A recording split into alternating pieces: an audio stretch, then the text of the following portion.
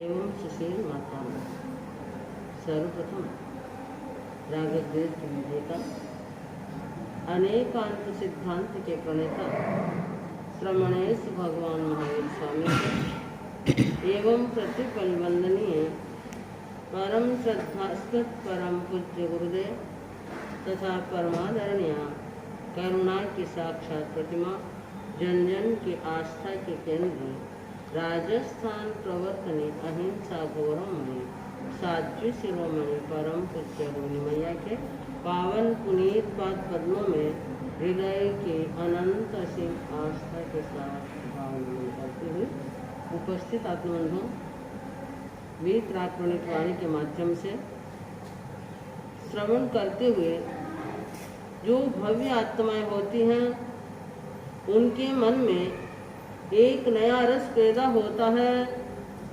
नए भाव की उर्मियाँ जहाँ पर उठने लगती हैं। जिस प्रकार से कोई भूखा व्यक्ति जिसको इतनी जबरदस्त भूख लग रही है कि मुझे कुछ खाने को मिल जाए, उस समय में मन पसंद का भोजन मिल जाए तो कहना ही, और मन पसंद का भोजन न भी हो और भूख लग रहे तो लूची रोटी और चटनी भी मिल जाए तो उसका टेस्ट किसमें?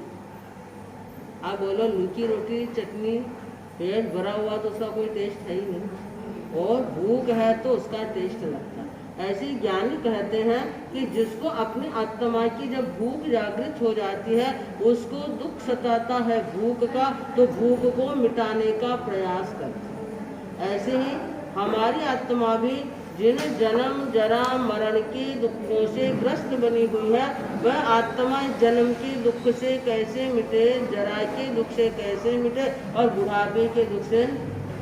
सबसे ज्यादा दुख मैं आपसे पूछना चाहूंगी कि आप संसार में सुखी हो या दुखी हैं? कैसे दुखी?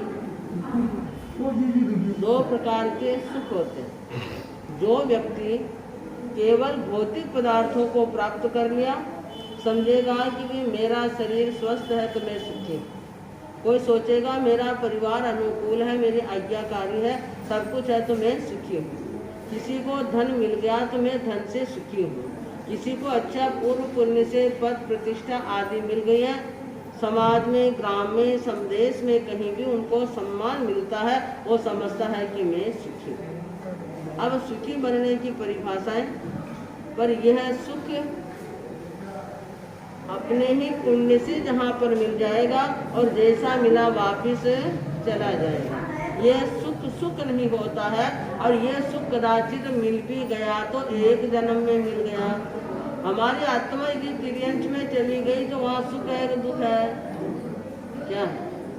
वहाँ दुख है, बड़ी विवशता है, पराधीनता है। कौन समय पे खाना दे, कौन उनको पानी पिलाए, गर्मी सर्दी आदि में वो तिर्यंश के प्राणी बेबस जहाँ पर होते हैं, कोई मार रहे हैं, कोई ताड़ना कर रहे हैं, कोई पत्थर का प्रहार जहाँ पर कर रहे हैं, तो वहाँ पर दुख ही दुख जहाँ पर है, क्या वे वहाँ से दुख से मुक्त होने में समर्थ है? दुख से मुक्त करने में कौन समर्थ है?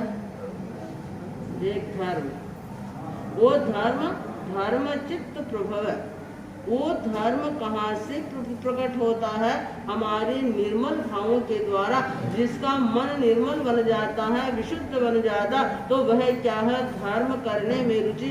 कोई व्यक्ति कहते हैं कि हम धर्म तो कर तो रहे हैं, कर रहे हैं धर्म।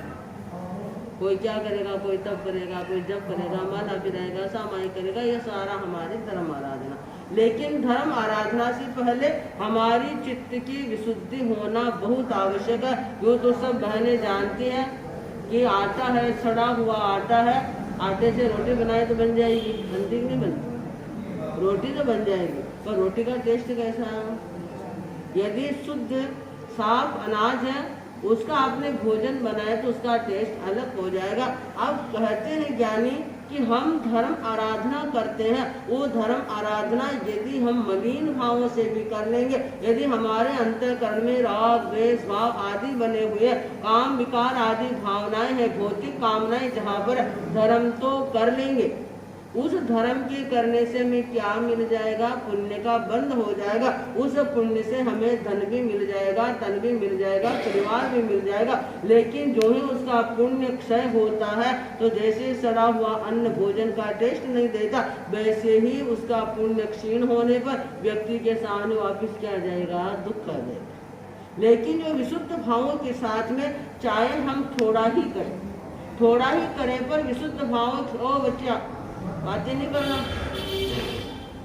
बात नहीं करना, इधर आगे विशुद्ध धर्म की। ये विशुद्ध धर्म कब होगा? हम धर्म किसी दुनिया के लिए नहीं करते।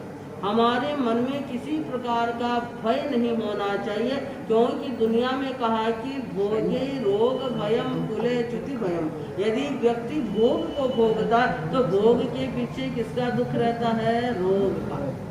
व्यक्ति भोग करता खाने का, शेर की हांडी में 1.25 शेर आ जाए, बोलो फिर क्या होगा? बीमारी हो जाएगी। ऐसे ही इंद्रिय विषय भोग जहाँ पर भोगते हैं, हम स्पर्शन इंद्रिय सुख को भोगते हैं, अति असंयम की प्रवृत्ति में चले जाते तो हमको कौन सा शारीरिक रोग हो जाएगा?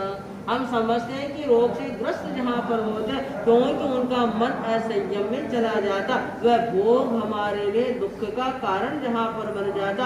आप देखेंगे कि जहाँ पर मोबाइल करने का वो शौक है, मोबाइल निरंतर करते जा रहे हैं और उसमें क्या है? उसकी रेज गिरती है, कानों में गर्मी बढ़ जाती है। अब इस मोबाइल से आपको क्षणिक सुख तो मिल रहा, लेकिन वैज्ञानिकों ने आविष्कार यहाँ पर क्या है कि इसकी वेग जहाँ पर जाती है उसके कारण से बहर पर आ जाएगा और आने वाले समय में मस्तिष्क कैंसर जहाँ पर हो जाएगा। आपने 2-4 दिन पहले पेपर में पढ़ा होगा, एक बच्चा है जो क्या कान में ईयरफोन लगा रखा है, उसको जोड़ रखा था, वो बर्स्ट हो गया, बच्चा वहीं पर मर गया।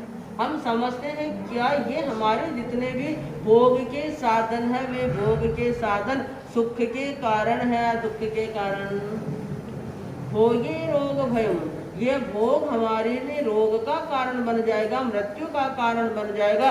और वित्ते नृपालात भयम, जिसके पास में धन होगा उस धन के साथ में भी भय लगा हुआ, अरे मेरे धन का किसी दूसरे को पता न लग जाए, सरकार की क्या रेड नहीं आ जाए, चोर इसको चुरा करके नहीं ले जाए, क्योंकि धन के पीछे भी क्या छिपा हुआ है? संसार में जितने भी बाहर से हमें मिले हुए हैं उन सब में दुख ही दुख का कारण जहाँ पर होता। अब हम विचार करेंगे कि यह दुख तो है, हम समझ गए कारण को, अब इस दुख से मुक्त कैसे? तो दुख से मुक्त करने के लिए पापात दुखम धर्मात सुखम, पाप से तो क्या मिलेगा?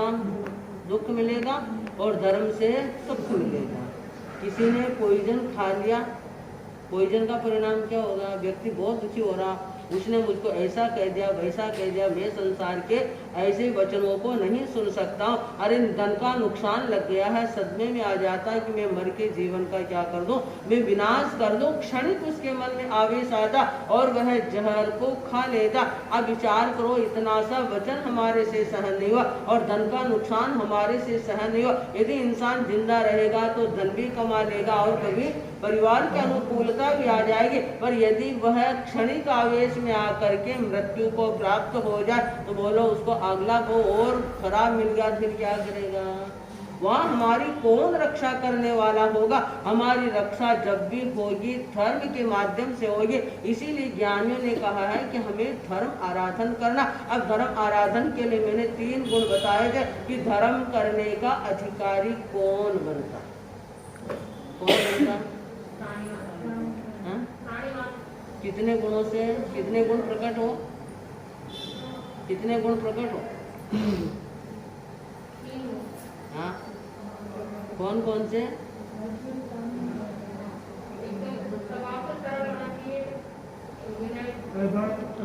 जो